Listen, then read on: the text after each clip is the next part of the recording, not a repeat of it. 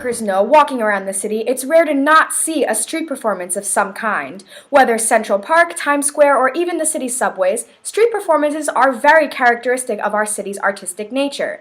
Yet, Mayor Bill de Blasio appointed Police Commissioner Bill Bratton, who is cracking down on these artists.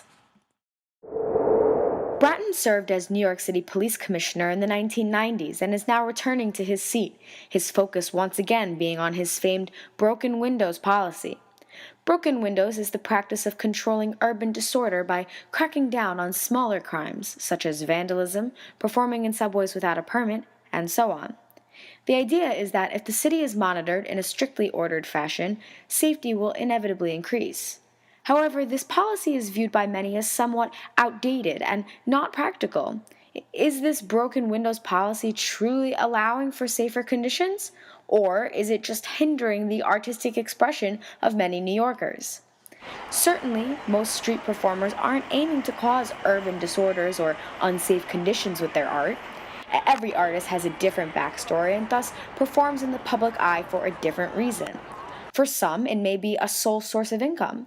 For others, it may be for exposure to ultimately lead to a bigger career in their respective field. We went into New York City streets to hear from these street performers themselves about why they do what they do.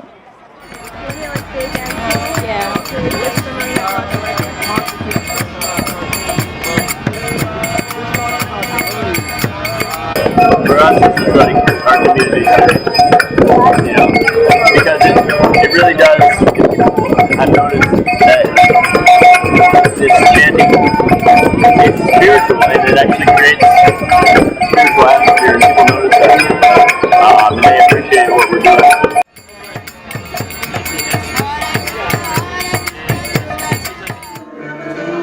To question his concern,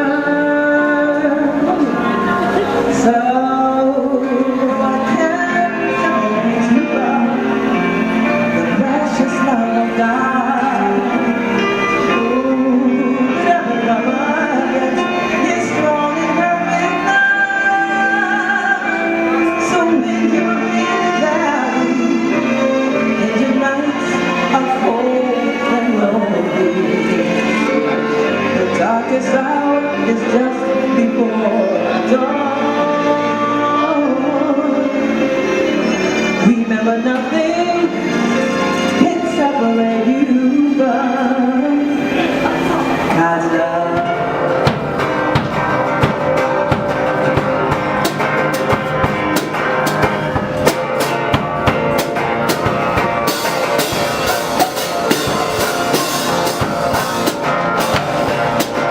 No, I know some guys get hassled here. I mean, I get hassled all the time when I play the street here. I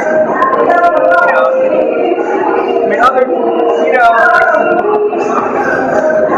what my record is. I think I've been arrested 55 times so far. Wow. It's a long story. I was younger then, but for playing music. I'd say overall, the reaction is favorable. We've been in this spot for about 2 years.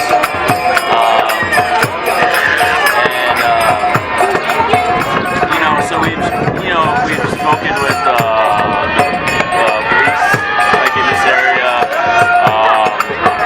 So we've got the community support too. Because this is a religious duty, this is a religious performance.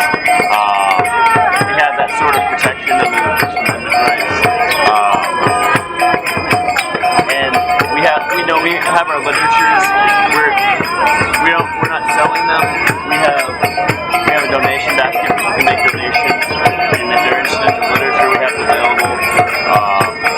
So in that way, we're not required to have like the same sort of permit that like other street musicians are required to have. The various street performers we interviewed have very different reasons for taking to the streets. They have different experiences with their audiences, with the law, and they express many different talents. The one thing we can take away is that to say someone is a street performer does not mean that they are all the same. Each is unique in his or her own way and provides color and flavor to our New York City experience. So, is it wise of Bratton to be imposing such a standardized cookie-cutter policy on this group of diverse, talented people? The artists we interviewed had the sole intention of performing, so how is it fair that they could be penalized for that? Does broken windows really lead to safer streets, or does it just simply limit public expression?